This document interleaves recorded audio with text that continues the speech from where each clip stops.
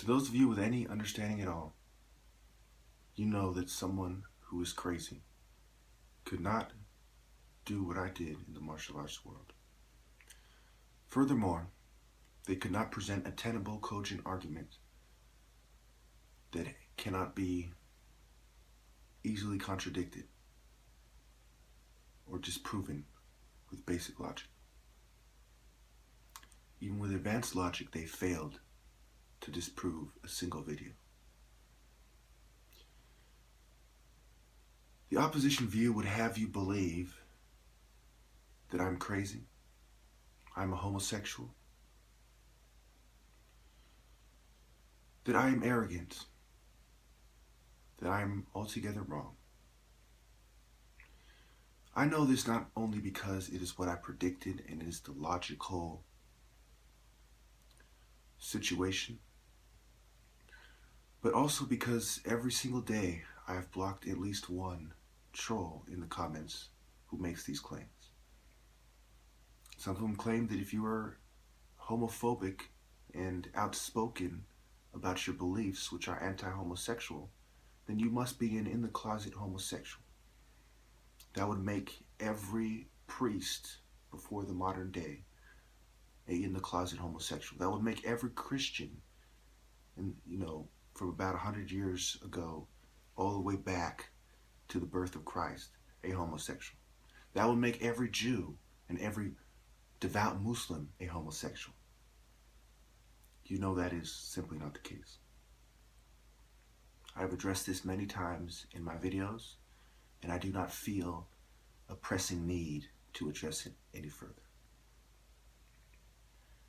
It is quite deplorable, the tactics that have been used by the opposition view.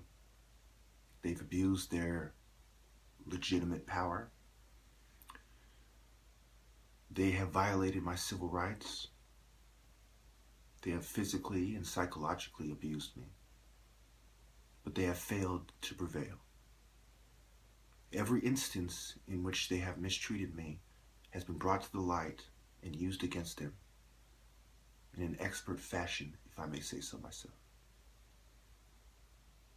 There isn't a single law enforcement officer, psychiatrist, nurse, therapist, or psychologist who has ever come into contact with me or is familiar with my story who can prove to you that there is anything wrong with me.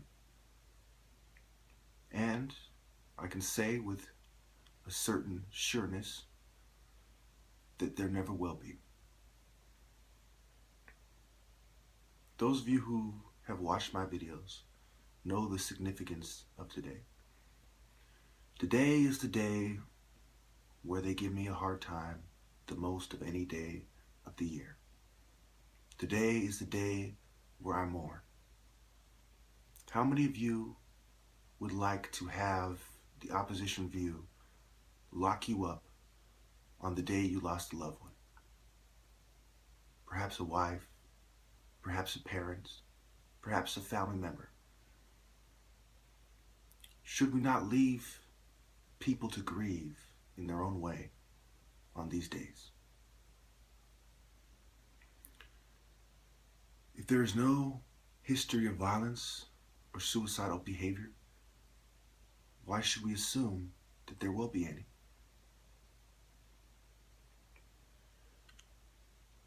I have defined for you the definition of righteous indignation, social engineering, and social control. They all perfectly apply to my case. I've pointed you in the direction of many valid sources, including the article by the San Jose Mercury News, Drugging Our Kids, including the extensive PDF on the political abuse of psychiatry. I have shown you quotes from psychiatrists themselves saying it is highly political and they drug people for normal human conditions.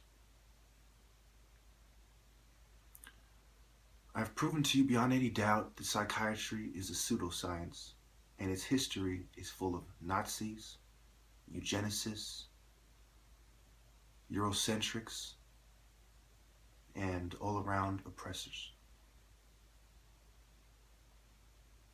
I've asked you what you would do in my shoes, and the opposition view has failed to answer. The answers I have gotten are things along the lines of ignore them, fight them, and expose them. I have done all three. Especially by the time any of you will watch this video. How can anyone claim that I am in some sort of mentally unhealthy state of mind? Am I not perfectly logical and coherent? If you do not understand what I am saying, is there not something wrong with you? I have presented a practical, flawless, impeccable argument as to not only why I am right, but why the opposition view should resign from their respective positions, and why they should change their worldview and political beliefs. They are full of many misconceptions, false preconceptions, false ideologies, and a false sense of superiority. Whether it is a racial superiority, whether it is an intellectual superiority, it simply does not exist. I have proven to you beyond any doubt that they have mistreated me in a way that is malicious, malevolent, evil, and flat out wrong.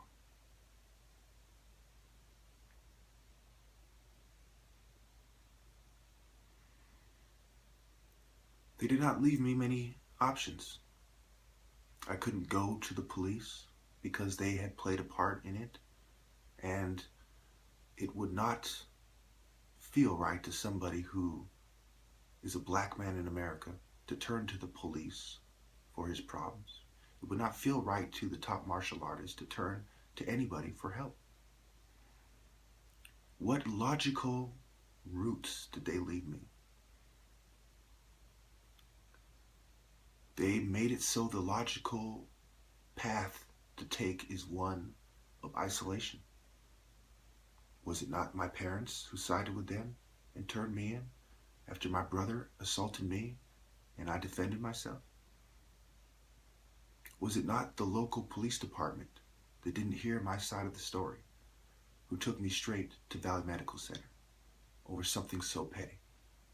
Did they not put me in a position where the average viewer who lacks critical thinking, deductive reasoning, and a basic amount of common sense would come to the conclusion that he must be crazy because they took him to the crazy bin? Did they not say Jesus of Nazareth was crazy? Did they not detain Martin Luther King? Did they not psychologically abuse and run psychological operations on Malcolm X? Did COINTELPRO not exist? Are there not countless videos on the internet of gang stalking? Could they all be delusions? Of course not. We all know law enforcement does surveillance, and we all know that there are countless cases of corruption among law enforcement officials. Why do you think they are called peace officers?